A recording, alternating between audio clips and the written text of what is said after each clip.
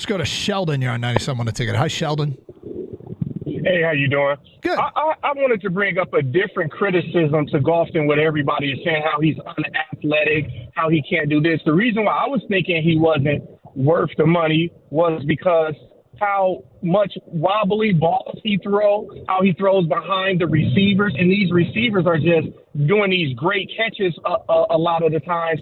And another thing, when the momentum starts to fold and goes the other way and the pressure comes up a little bit, then Goff starts to fold. It's not the offensive line breaking down. It's the pressure coming up and he starts to fold. Now, he's been with us and he's been improving every year. So I'm hoping these things improve through reps and training camp and stuff like that. But it's a lot of things that I think Detroit ignores, and I mean the fans, that Detroit ignores because, you know, he won 2 playoff games. And there's some things that I watched. The pressure was on. Can't pay this guy.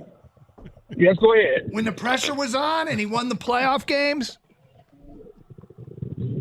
Well, I mean, when the pressure was on and he lost games. When the pressure was on and he almost lost games. When the pressure was on, I see he throw a lot of wobbly balls that turn into completions.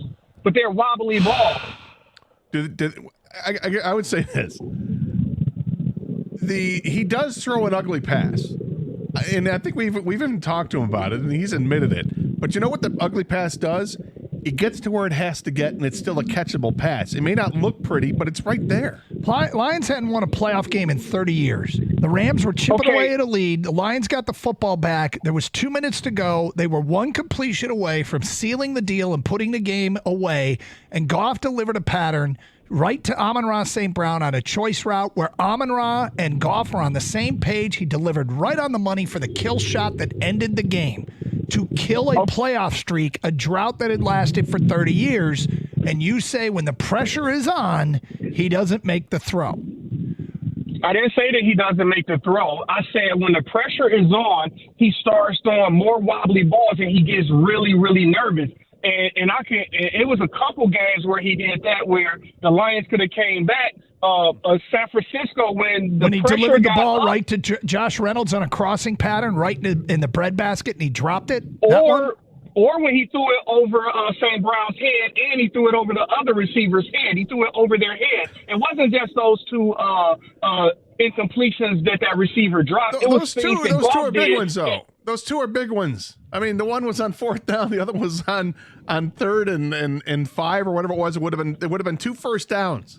Those are 2 big plays that he made the play, then the receiver didn't.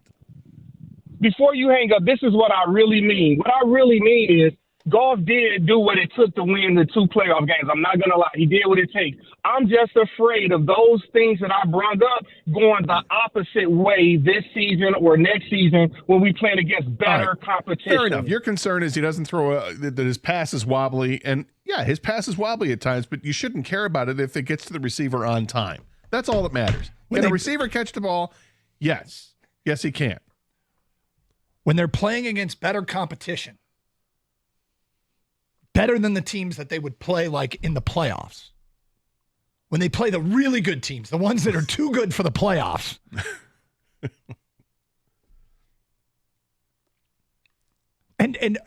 But here's another great one.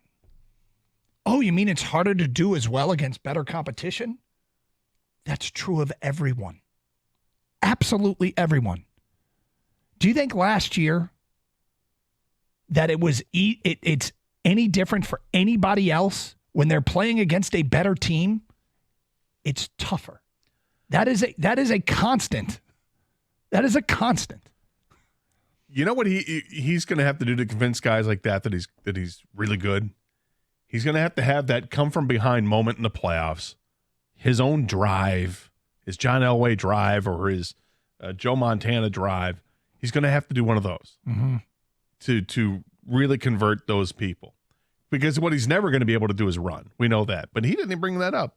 Kudos to him for not bringing that up. This was a unique approach. Yeah. Kind of did a little bit with the pressure thing. I thought, Doug, he was going to lose you there. I thought you were going to come back with, oh, really? Quarterbacks don't like to be pressured?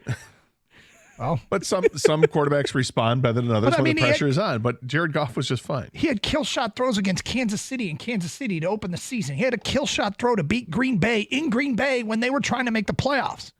Like he's got all kinds of examples. But what about the ones where he didn't?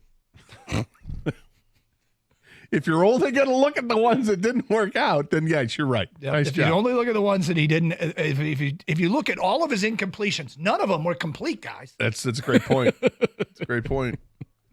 But does he throw a pretty pass? No, not typical. Not. I mean, he can, but it's not consistently pretty. That guy wants to see more of it, and I'm like, okay, I feel like he's holding him to like almost a perfect standard, which he's never going to achieve. But that's where I think the disconnect is between what he sees and what I see. I'll just leave it at that. Well, they only won the one. Right. I'm not going to say I'm more right or more wrong than him. I'm just saying we have a disconnect. Well, they only won the one playoff game, right? No, they won 2. Oh, there were 2. Yeah.